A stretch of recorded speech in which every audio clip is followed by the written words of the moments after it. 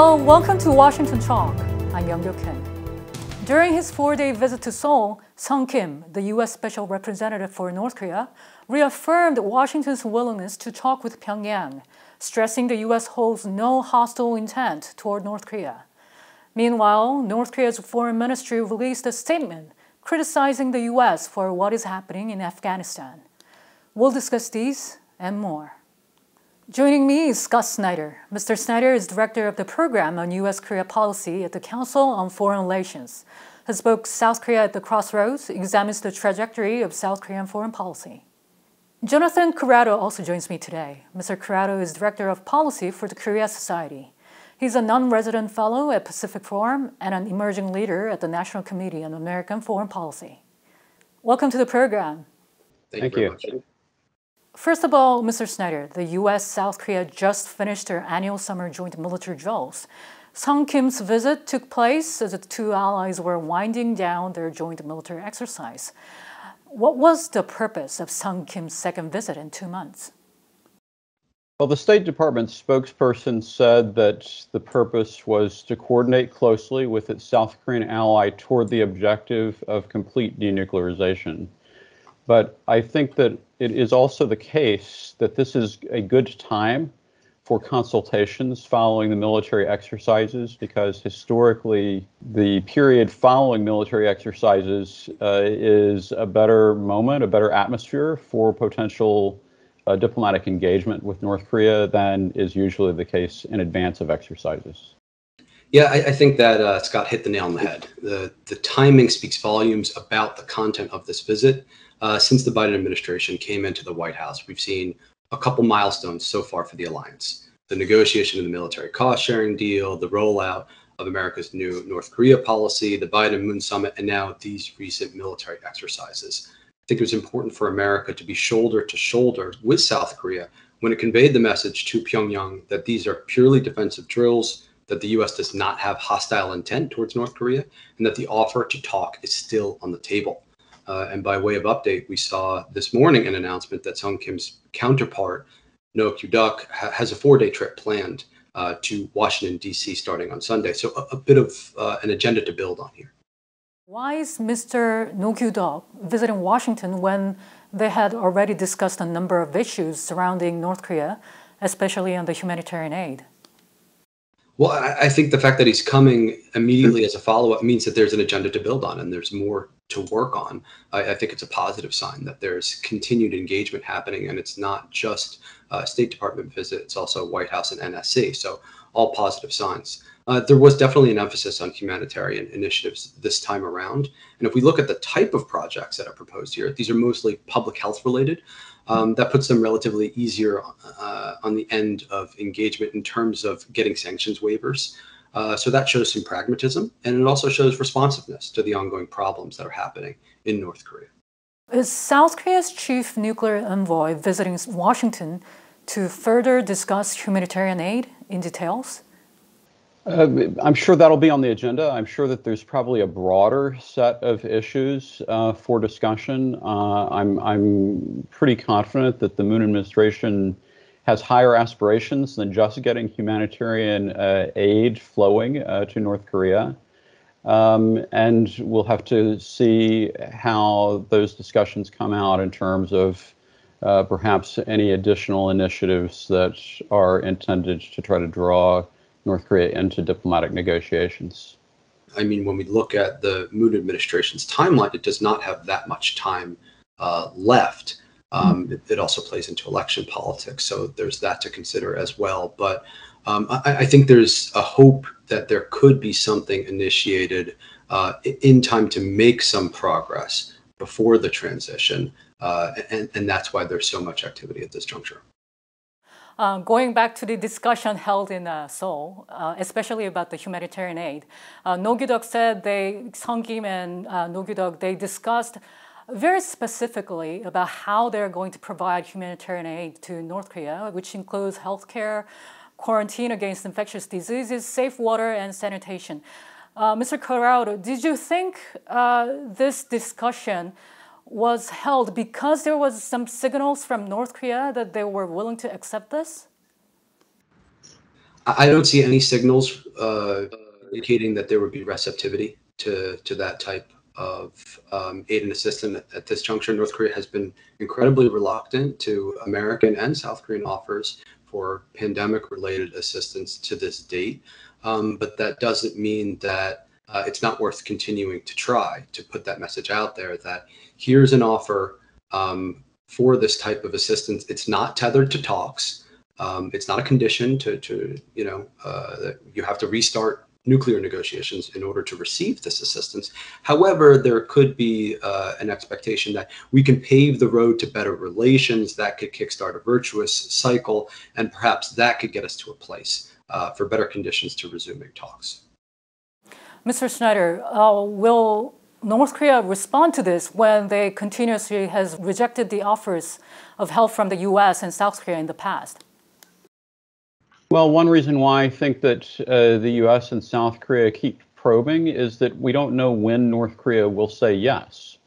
And yet the beginning of any kind of engagement with North Korea is likely to be focused in this humanitarian area.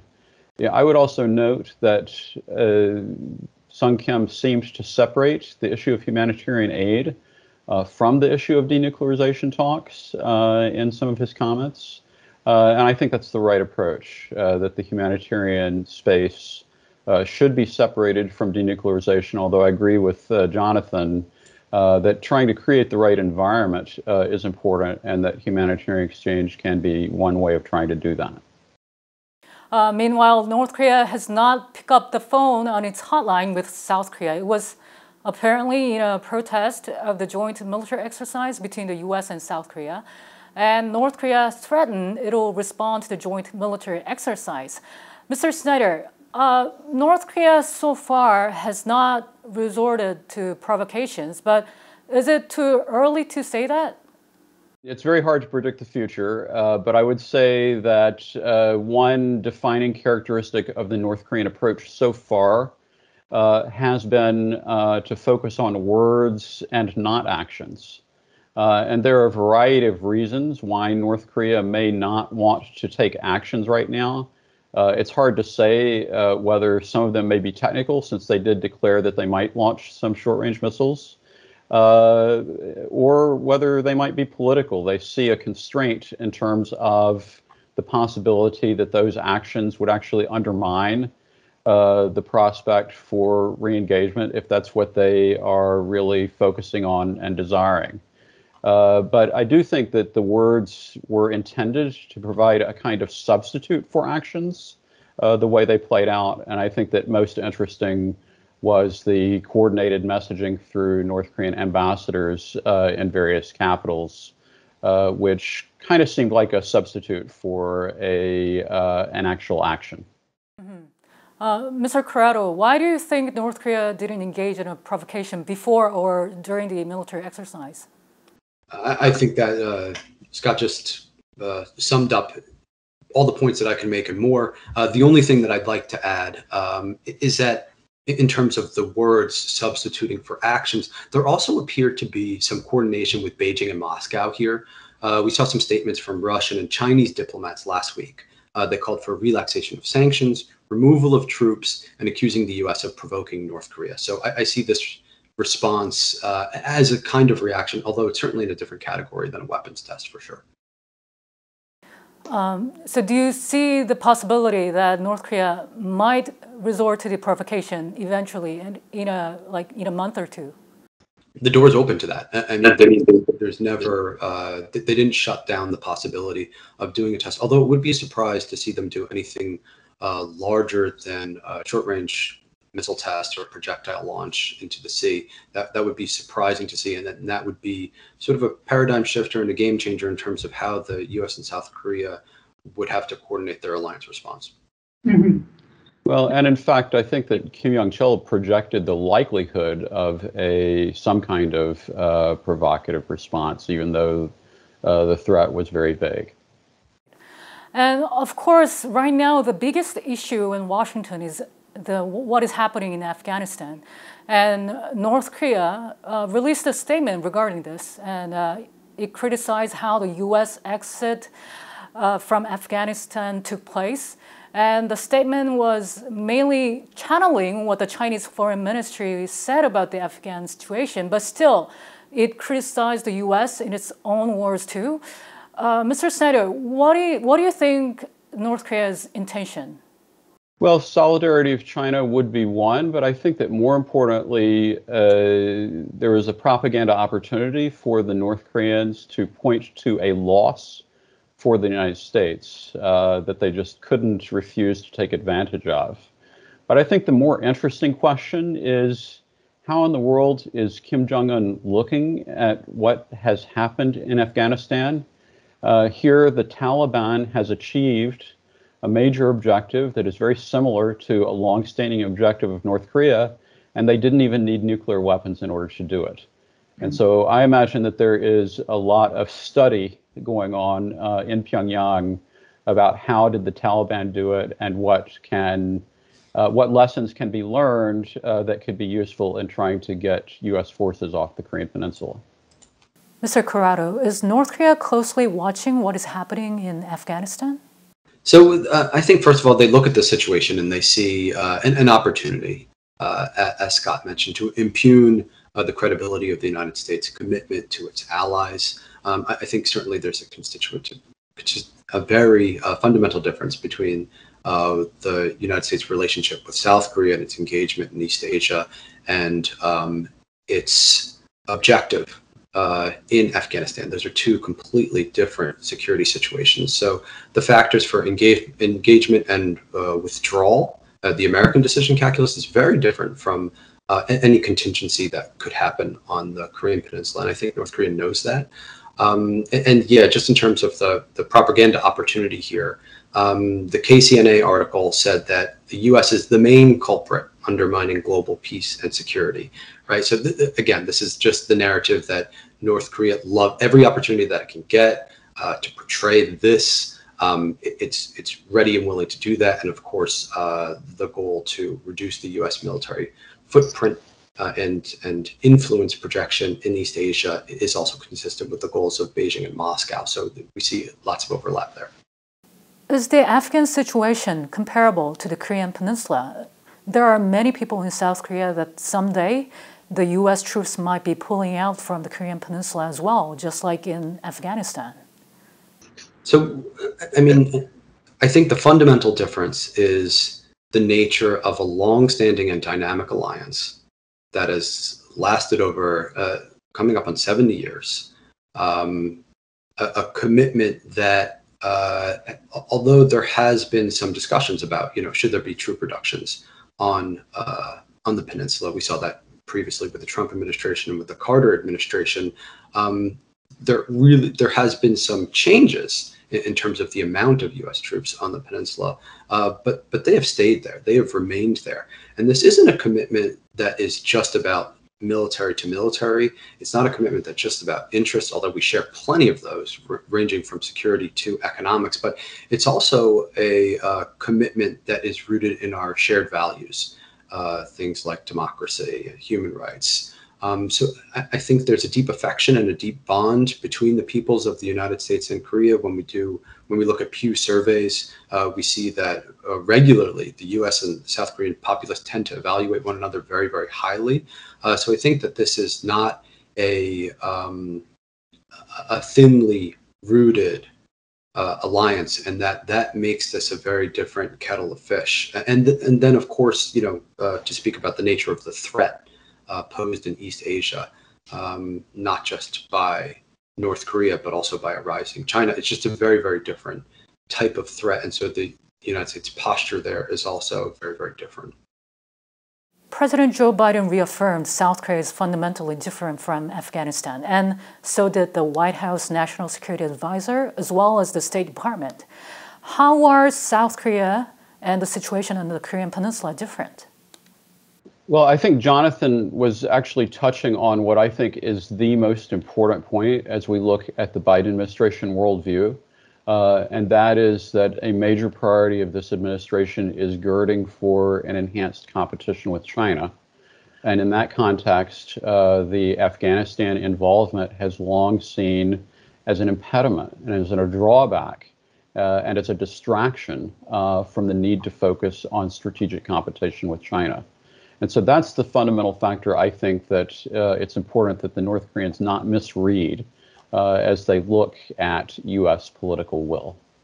Some observers in South Korea say the Biden administration is turning to strategic patience, but former U.S. negotiators or the North Korean watchers in Washington point out that the U.S. has repeatedly shown its willingness to talk, and it is North Korea that is not responding to it. What do you make of this, Mr. Snyder? I think that the Biden administration has the right posture of willingness to engage diplomatically, but the North Koreans may not perceive that the Biden administration has the right priority. They usually want to be at the top of the president's inbox, and that's not the case right now. But I think from the Biden administration's point of view, there are a lot of reasons to think that the timing is not yet right. One, the North Koreans are preoccupied with their own domestic agenda. And two, the North Koreans have clearly expressed disinterest in joining the pathway to complete denuclearization. And so that means that the likelihood of success from an engagement at this time appears to be low. And so it's hard to justify pushing this to the top of the president's agenda under these circumstances, but perhaps those circumstances will change. And I think a really interesting question is how is the North Korea policy positioned to try to achieve some of those changes as a prerequisite to pursuing denuclearization talks? Mr. Corrado, as President Biden has got so many issues on his hands, including Afghanistan, is there any risk or possibility of his North Korea strategy appearing to be strategic patience? Yeah, I mean, I think it could certainly appear that way because the U.S. and South Korea are not going to make concessions that hurt the alliance, like ceasing military exercises, merely to enter into talks with North Korea. So there is an element of patience here. But as you pointed out, there's zero barrier of entry for North Korea to enter into the conversation, to come back to the table. But of course, Pyongyang's leadership gets a vote here. And we've seen some media reports that the new UN Security Council panel of experts report is going to show that North Korea is continuing nuclear and missile development despite the pandemic and sanctions. So they're making their choice, in essence. And the U.S. and South Korea, what they're trying to do is convince North Korea to reevaluate that decision. So there's creative thinking about how to create conditions leading to that. I don't think that this is waiting around, but as Scott suggested, North Korea is not yet ready to enter into discussions, which I think the Biden administration is very different from the way that the Trump administration was trying to do leader to leader, which I think is something that Kim Jong-un was willing to go along with. But here at the working group level, it's not going to proceed any further unless there's some serious discussion about all the different baskets that were in the Singapore statement. Mm-hmm. And then really, this is my last question for today. Mr. Corrado first. What could be the next move surrounding North Korea at this moment? Yeah, I mean, I don't have a crystal ball, and I wish I could tell you what the next development is going to be. But I think that there's a danger that, in terms of North Korea's domestic situation, they're undergoing extreme economic hardship. We really do not know what's going on in terms of the pandemic there. They're insisting that there are no cases. As Scott was talking about, the need to get the UN agencies in there is acute. And as time goes on, it only gets more urgent. So a domestic development in North Korea could drive things in terms of how the process is able to go or not. It seems apparent to me that stabilization would be a better foundation. Stabilization of the domestic situation in North Korea would be a better foundation from which to re-enter into discussions. But that appears to be a ways off. Mm-hmm. Mr. Snyder, your thought? Well, I would say that the U.S.-North Korea relationship right now is kind of like watching an arm wrestling competition.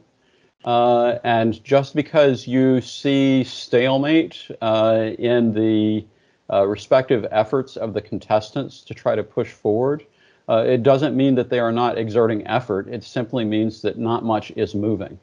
And so I think the big question is whether we're going to see a kind of sudden shift that results in a decisive outcome, or whether we're going to see a very gradual development in which it starts to appear that one side is beginning to dominate on the other, over the other.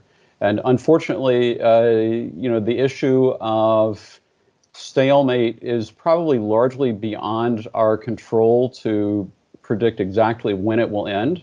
But I think that we can be safe in assessing that both sides are exerting their utmost efforts to try to achieve victory. Meanwhile, the North Korean regime will be holding a legislature meeting next month where they are expected to discuss the country's economic difficulties and the plans to overcome them. And it'll be keenly watched whether North Korea will send any signal it is willing to engage with the U.S. anytime soon. Mr. Snyder and Mr. Corrado, thank you so much for being with us today. Thank you for having us. A pleasure. Thank you very much. And that does it for this week's Washington Talk from Voice of America. Please join us again next week for more analysis.